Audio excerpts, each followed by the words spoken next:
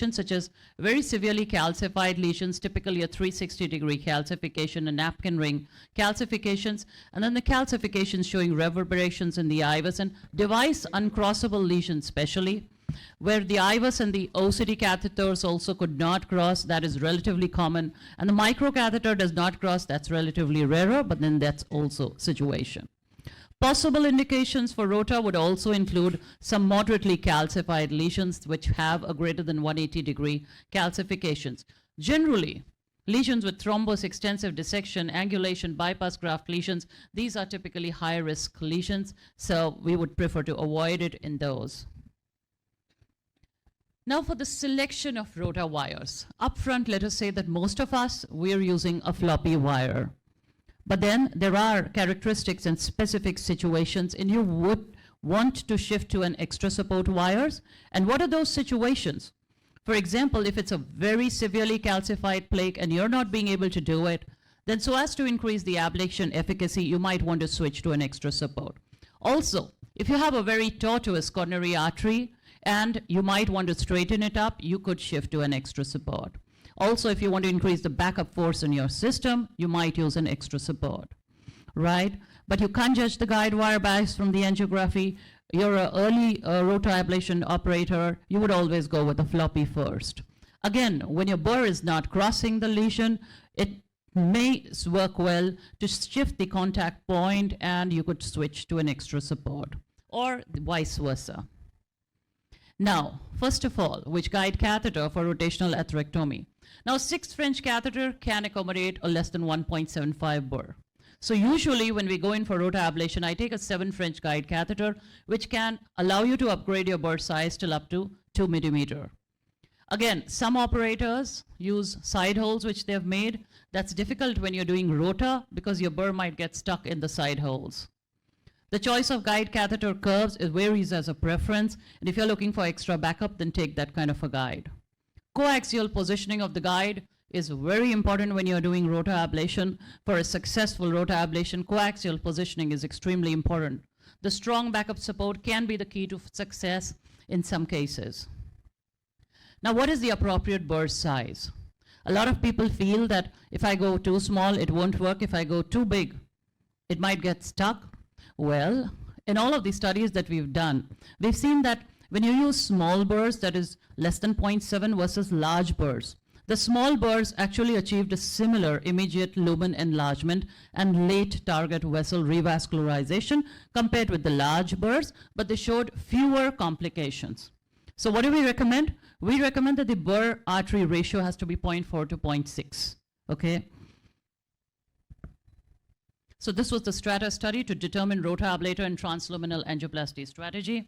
500 patients. Routine strategy is better than aggressive debulking. To burr again. You've already burred. Do you want to burr again? When do I do that? Size up and size down.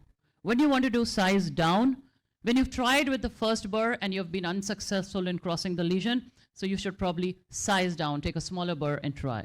When you want to size up, well, you use a bigger burr when you want to size up. You started with a smaller burr for safety, gone up with the size up.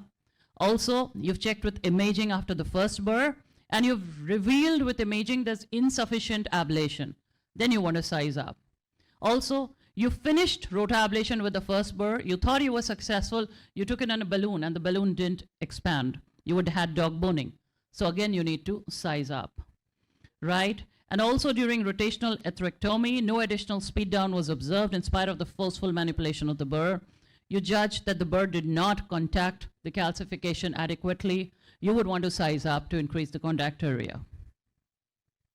Burr manipulation and rotational speed. Again, most operators, we use pecking motion, right? But the speed of manipulation, it varies widely among all operators, right? The important thing, the speed is acceptable. So long as, what are the things that you control? One, the operator has to control the burr's motion. At no time should it be out of your control. You have to avoid excessive rotational speed down. You should not deactivate the system when the burr is in the middle of the lesion. If you deactivate it there, your chances of getting it stuck are higher. Always get it back to the point you started from.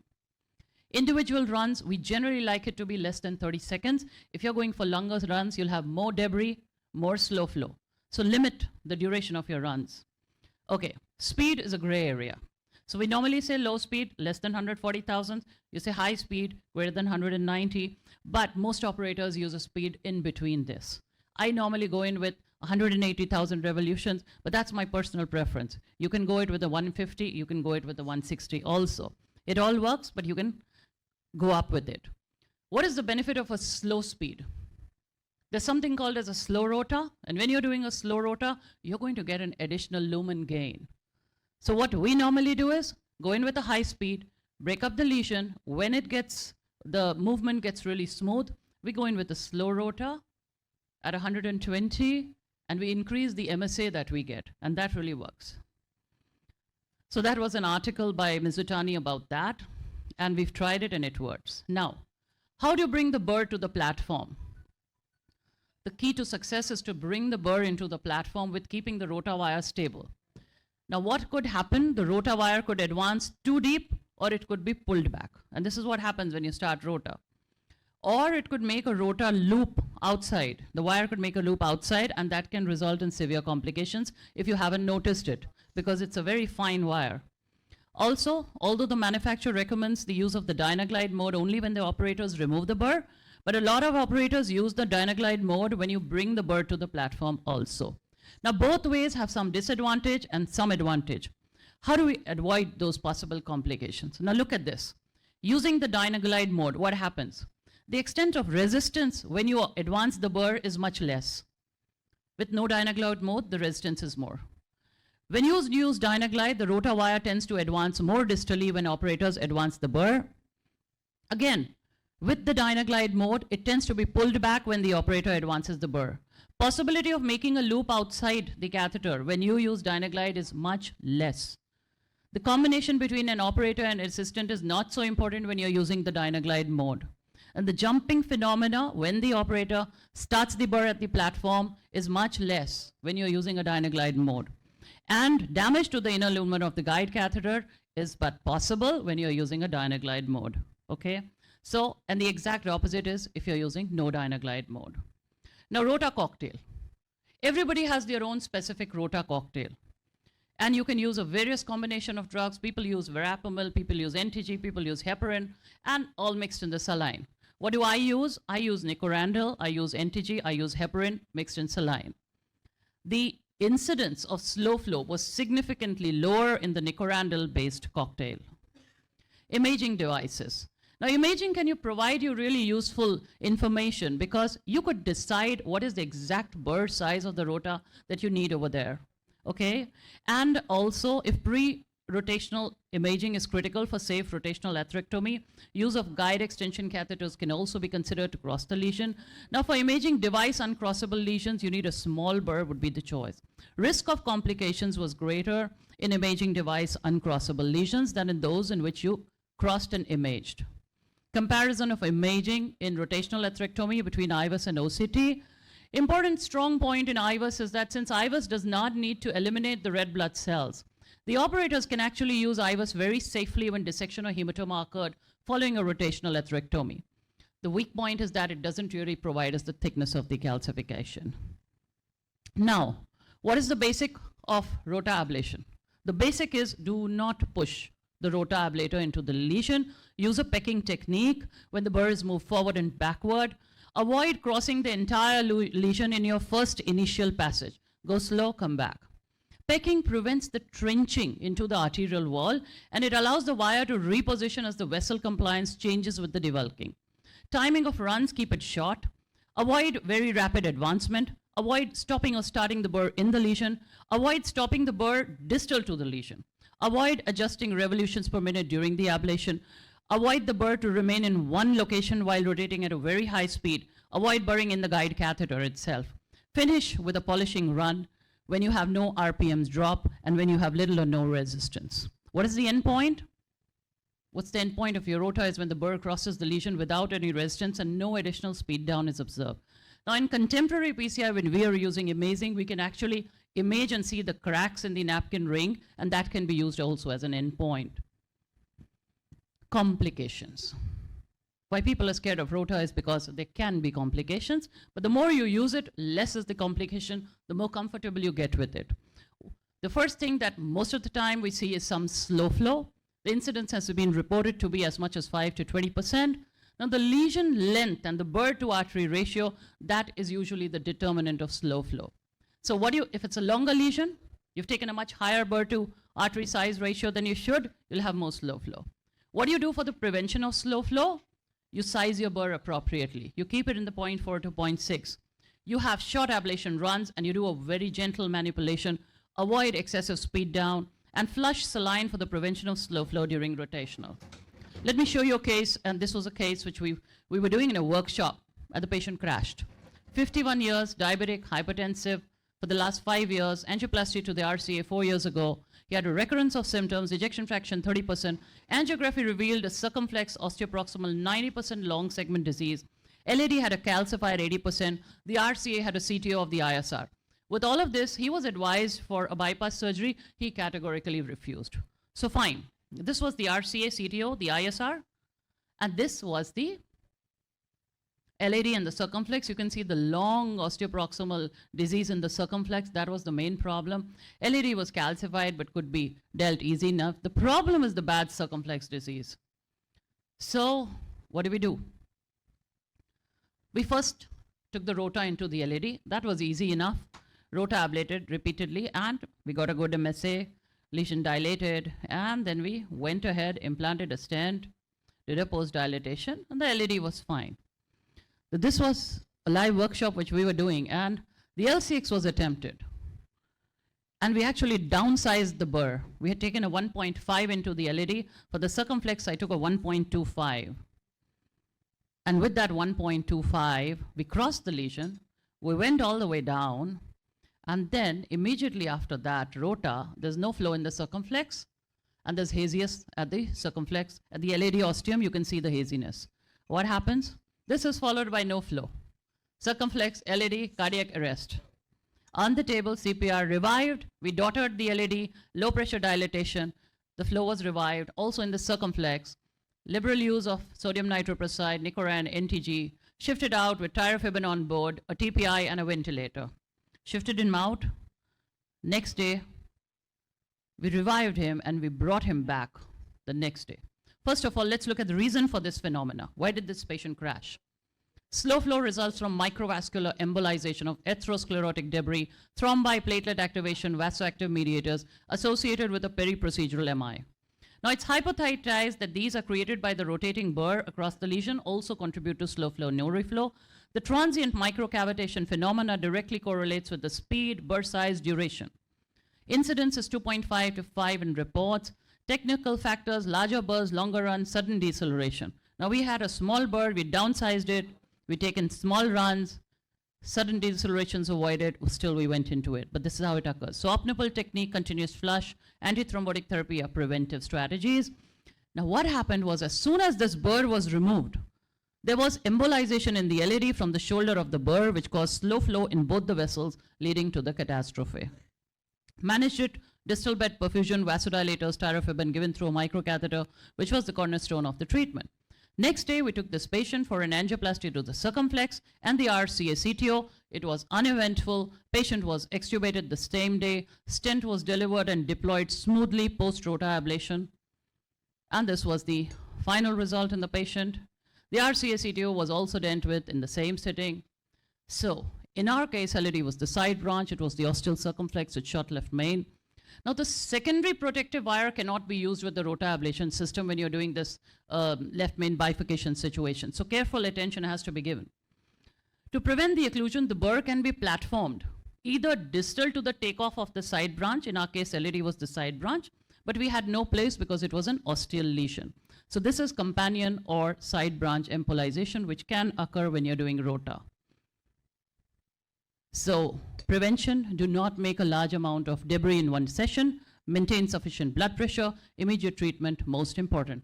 For sicker patients, take upfront IABP, and NORAD diluted in the saline is frequently used to keep the blood pressure. Another complication, perforation or rupture. Most serious complication of rota ablation occurs in less than 1%, however, And the problem is usually in a vessel tortuosity or eccentricity or a calcification. All of these three can predispose to it. So size the burr appropriately, rotawire, and use imaging devices which would help you to upfront plan the lesion. Again, rotafloppy would follow the vessel without distorting the vessel configuration. You've taken an extra support to straighten the vessel, but you still have chances that you would increase the perf. Prevention, risk assessment, appropriate burr size, appropriate rotawire, keep it within the lesion even when the perforation has occurred. This is typically when you have perforation in circumflex osteal lesion. It's usually due to the jumping to the carina side, or it's due to the deep cut on the lateral side. Burr entrapment, again, this is another noted complication which operators worry about. It's 0.4 to 0.8% only, usually because of the Cauchy phenomena, because the friction heat enlarges the orifice and coefficiency of friction. And it's ellipsoid, and the diamond coating is not available at the tail end of the burr, so the burr can be trapped by the non-massive calcification at the site of angulation. Prevention, bailout is of utmost importance. So most important is prevention. Do not inactivate the burr in the middle of the stenosis. Oh, my slides disappeared?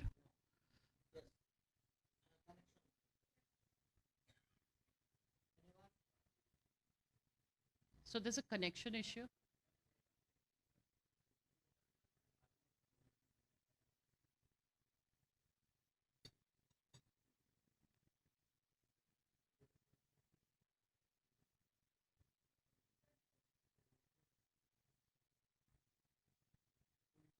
I think it came out.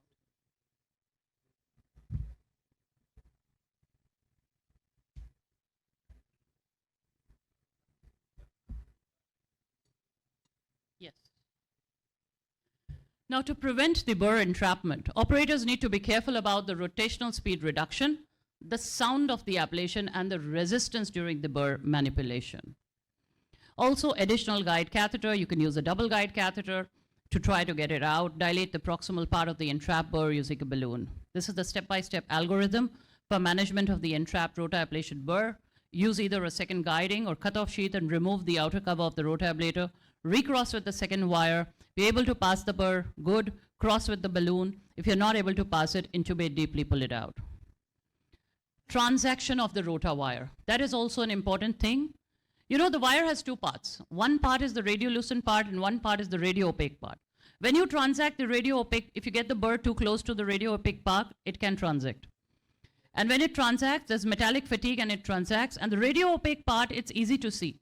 But you usually do not notice that the radiolucent part has transacted.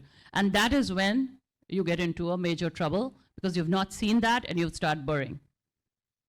And you would end up with a vessel perforation. Disconnection of the burr is a very rare complication. So it's theoretically, it could happen when the operator activates the burr after the burr was entrapped, or when the operator advance the burr in spite of strong resistance within the stented segment or angulated segment. So basically, they sandwiched the disconnected burr between the inflated balloon and the guide extension catheter and pulled it out. RCA osteal lesions. Now this is a situation in which many times we take an extra support floppy wire. Also, now the problem why rotational for RCA osteal lesions are difficult. First, it's impossible to insert the guide catheter to RCA coaxially. And why is that? Because coaxiality cannot be confirmed by the LAO view, which is the standard view in RCA for RCA osteal lesion. It's usually confirmed in the RAO view in conventional PCI. So you need a frequent switch between the RAO and LAO view to keep the coaxiality. So we normally prefer the extra support in RCA osteal lesions.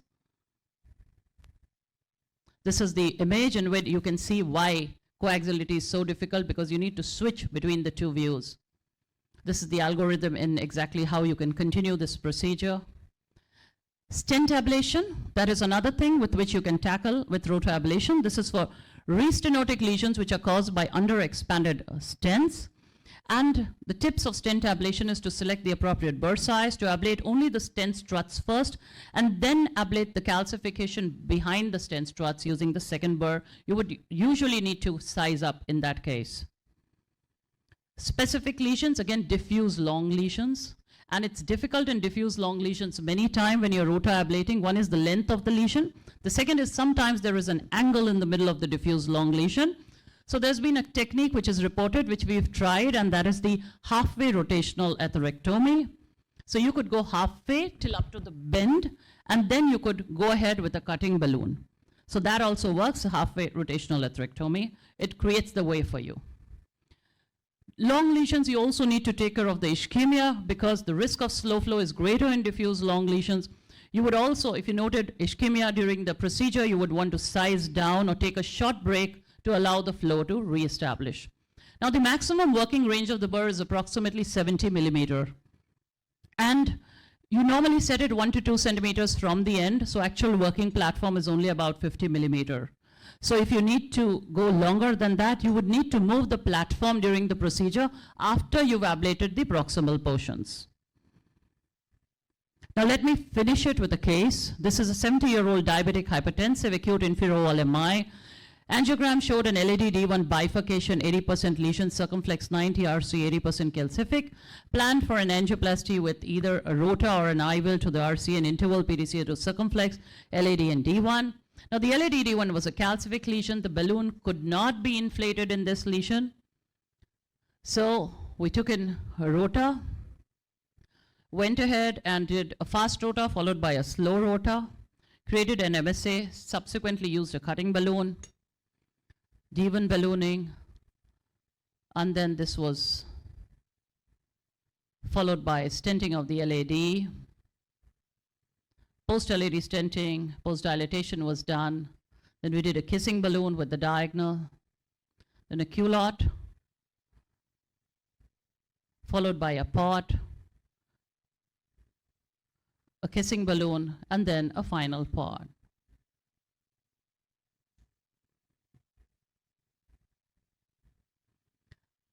And then, of course, it was appropriately looked at with the final IVUS run.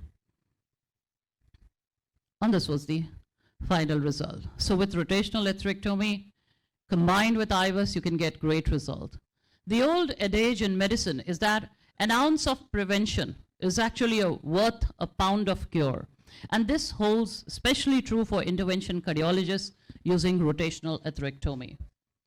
Ladies and gentlemen, thank you so much.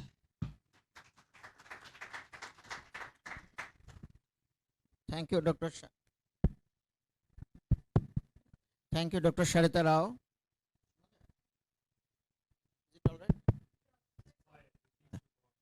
right? Thank you, Dr. Sarita Rao, for your brilliant talk as well as case presentation. Now, floor is open for discussion. Our younger colleagues, you can ask any question. Practically, regarding rotablation, as because in our country, number of centers probably 3, probably 3 including my center, 3-4 centers, and very few number of people are doing rotablation.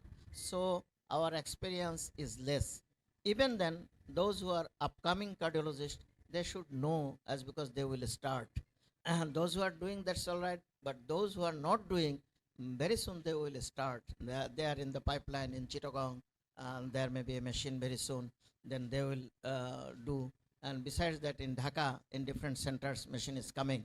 So everyone should know as an interventional cardiologist regarding the pros and cons of this rotablation. And one thing is very, many things is important. Whatever she told, everything is important.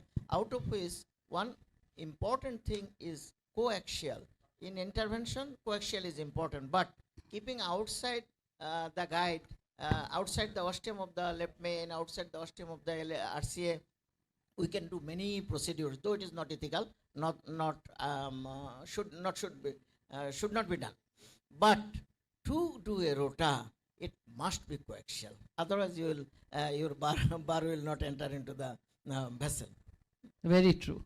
Very important. Very important point. And another thing regarding the guide 6 and 7, when I started in July 2021 from India, they told me, sir, don't do radial. Hey, please, you, sir, first case, you start in femoral root and you start with 7. I have heard everything, but I have not followed everything. I started with radial with 6 friends, and up to this I have done 30 rota. Almost all except 3 or 4 I have done in radial with 6 friends and up to 1.5 bar. And those which I have required 1.75, that definitely 7 guide is essential, and 7 guide is also I can use radially, no problem. There is now the glide sheath slender is there, with that I can do. But if I require 8 friends or more, then probably femoral is the best way. Otherwise, I think by radial you can do. You can ask any question to her, as because you are lucky enough, like her, special people who knows this subject and who is the author of this subject. You have obtained her, so you can ask many questions to her. Thank you for your excellent and informative presentation. I have a question regarding LCX.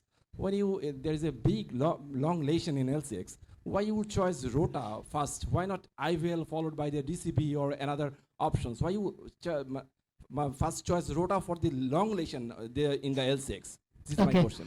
So thank you for your question. That's an interesting question. So you're referring to the first case in which I showed that the patient crashed, right? Now, that's a very interesting case. In that case, there is no way that the IVL balloon will track. The IVL balloon is a very bulky balloon, and the minimum size is 2.5. There is no way it will enter into that. We could not even get the imaging catheter into the circumflex. So there's no way that the IVL balloon will track. It's very bulky. One. Second, in long lesions, I never prefer IVL. I'll tell you why. So I come from India, in a country where the patient pays for everything. IVL balloon, even if you can get into a long lesion, it has got only 80 pulses. And it will finish like this. And you have a long lesion, you will need 2 or 3 balloons. Each balloon is costing 3,50,000 in my center, 15,000 in my center. So 2 balloons means 6,50,000, and rotational atherectomy you will finish in 1.5 lakh. And long lesion, you can use it in all the 3 vessels, and you're done. So one, in this lesion it cannot cross, so it was never an option because it was too tight, and IVL is a very bulky balloon. Even if you use it with a guideliner backup, it doesn't go in lesions like this. Second, it's very costly. Thank you. So you said you in your last case you used a combination of the slow and fast rota. So when to combine, and when you choose the slow and when you choose the fast? Excellent question. So when you have a very heavily calcified lesion, right? You have a very heavily calcified lesion, and the initial MSA that you've imaged is very small. So your aim is both to open up the lesion and to get a very good MSA. So what do we first do? Because if nothing is crossing, you take the rota and you open up the vessel. But suppose I've taken a 1.5 burr, right? So it will open up the vessel and give me a certain amount of MSA. Whenever you switch from high-speed rota to a slow rota, what happens is you go to that point and you stay there for a period of time. And then what happens is that the circumferential enlargement becomes much more. So heavily calcified lesions with less MSA, you want to do a slow rota in the end because you want to get a greater MSA. Thank you, madam. Thanks for the nice presentation. I had a question, like you have an IVAS facility. After you do the rota run, would you routinely do IVAS before dilating the lesion? Or would you do the balloon dilatation and then do the IVAS? So, and, madam, and one more question, like we faced a problem. We didn't do the IVAS, and then we ended up with a burst balloon and something. So we found there was a nodule which was not ablated after the rotablation. So what ideally would you do it if after rotablation you find a nodule in IVAS? okay, so nodules have traditionally been known to be the Achilles heel of coronary intervention. Okay, you can break everything, but a nodule, you need everything to break it. Sometimes it breaks, sometimes it doesn't break. Now, first of all, what was your first question was, do you routinely do IVAS after rota ablation and before balloon dilatation? No. I don't routinely do it because normally with the way the rota goes, at the end, if you're getting a very smooth run, you know that it has worked, and we take a balloon in and we dilate. And we check in 2 orthogonal views to see that if it is opening up. Now, if I still get dog boning, then I know that there is a problem. Then I go in with my imaging catheter and I see what is the problem, why it is not opening at that situation. Now, in your case, it ruptured, so it would probably be a spicule. Spicules normally produce more rupture than nodules. With a nodule, you'll get that dog boning. Now, once you know, you've imaged and you've seen a nodule, there are 3 technologies which are said to work for a nodule. That is rotational atherectomy, orbital atherectomy, and shock wave. All of them can work and all of them can also not work, right? But all 3 of them, what do you have to, if you're using rota, and you've got a rota on the table, and you know that it has not worked, there is a nodule still over there. So the first thing what we do is I shift from a floppy wire to an extra support wire. Why? Because it will change the line of contact. Unless you are in contact with the nodule, you will not be able to ablate it. It will burr in the opposite direction, right? So first we try to change the track, change the contact point with an extra support wire. If that works, well. The second option is that you can upgrade your size. Again, that may or may not work. The third option is you take an IVL balloon localized at this point. We've done a study in India. We've taken 40 patients and used the entire 80 pulses on the nodule. And in every case, it has worked. But we don't have huge data on it. But we've seen that if you use IVL, all your 80 pulses on the nodule, it breaks. That's another thing. Or if you have orbital, you can try with orbital. We did some cases in which we had huge nodular calcification. The difference between rota and orbital is what? Rota moves like this, right? And orbital moves like this. So greater MSA, greater shaving off of the nodule in that situation. So that is another thing also which can be tried. Also, even such a thing as simple as a cutting balloon. People have used that also in nodular lesions. But again, it's a hit and miss. Why? Because the cutting balloon normally has 3 or 4 atherotomes. If your atherotome has landed on the nodule, and there's no way of knowing that, whether your atherotome is sitting on the nodule, it might cut it. But if it has not landed, you could inflate it all you want and it won't cut it. Because if the nodule is between the atherotomes, it won't work. Right? So that's the Achilles heel. Regarding using IVAS before doing rota, many a time we see that the lesion is so tight and heavily calcified, even balloon does not cross. And how your IVAS catheter will cross. And that is why many a time, seeing the scenario, we do the rota. After that, we see that there are 360-degree calcium or more than 180-degree calcium with fractures. And that proves that it was essential. And so many a time we do not we do not be able to use IVAS before doing rota. And regarding the orbital atherectomy, it is more usable for bigger vessels. Yes, for bigger vessels. And that is not available in Bangladesh. Sure.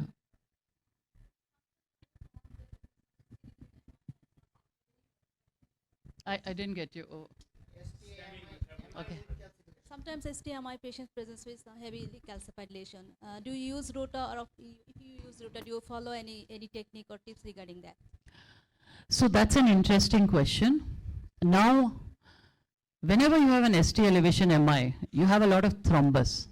And thrombus, classically, we say that don't rota ablate when you have thrombus, because you're going to get more and more slow flow over there, right? And your thrombus is going to go distal embolization. You'll have a slow flow situation. It's an acute situation. The myocardium is already stunned and the patient can crash. So step 1 is we try to avoid using rota ablation in heavily calcified lesions with acute MI. We try to use the other techniques. I try to go in with a cutting. I try to go in with a shock wave. But having said that, there are situations in which nothing works. And then we take the rota inside. Because till today, there is nothing which works in very heavily calcified lesions except rota. So if you're able to get away with a cutting balloon, if you're able to get away with an IVL, by all means do so. But there are some lesions in which nothing goes, then whether it is acute MI situation or not, we have to take the rota. So ideally, it's not recommended, but clinically, because we've got stuck, we've used it.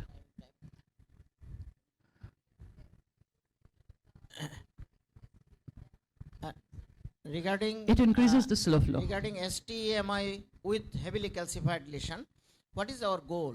We want to keep the patient on TIMI-3 flow. If we can establish the TIMI-3 flow by using small balloons or cutting balloons, avoid the stenting at that moment, keep it the second day or third, you can do if necessary rota, and then you will finish the work. On the day one in thrombotic lesion, if necessary, other all devices fail, you can do, but it is very difficult to do. Dr. Kalra? No, I was just going to say, so I had to rotablate a STEMI just like I have last a week. question. If the bar starts, what is the way to bail out? That is So, stuck burr is a situation in which every cardiologist has got Grievous. different ways. grievous condition. Yeah. So, you know, most of the time, for me, I've had a stuck burr only once, right? And all we did was Out of how many cases one stuck? rota. I mean, I do 10-15 rota every month. So, my Several stuck- thousand. yeah. So I've only cases had very one rare. stuck burr because we follow all of these things. And in that case, we actually just waited. We gave NTG, Nicoran, nitroprusside, all those things. We waited and then we pulled and we took a quick tug and the guide catheter intubated deep and it came out. There was a little bit of dissection over there, but it came out. But there are a lot of techniques. You can take a second guide and you can track a wire on the side of that. Then you take a balloon over that and try to mobilize it. Alternatively, you can cut the shaft, take a microcatheter over it, and then try to make it loose and pull it out. So there are a lot of things that you can do. But the first thing is, if your burr is stuck, don't panic. The first thing is, usually I've seen in most of the situation, it's the panic which creates the trouble. The burr is stuck, wait for a few minutes. It usually relaxes because there's so much debris, slow flow, spasm, all of these things which have occurred. Give dilators and wait for a few minutes. Meanwhile, get your anesthetist to maintain the blood pressure. Normally maintain the blood pressure. If required, put in an IABP. Do all those things and wait. If you usually deep intubate the guide and you pull it out, it comes out. You'll have a dissection, but anyways you have to stent the dissection. That is the treatment of any dissection. And anyways during angioplasty we want to create a dissection. Thank you.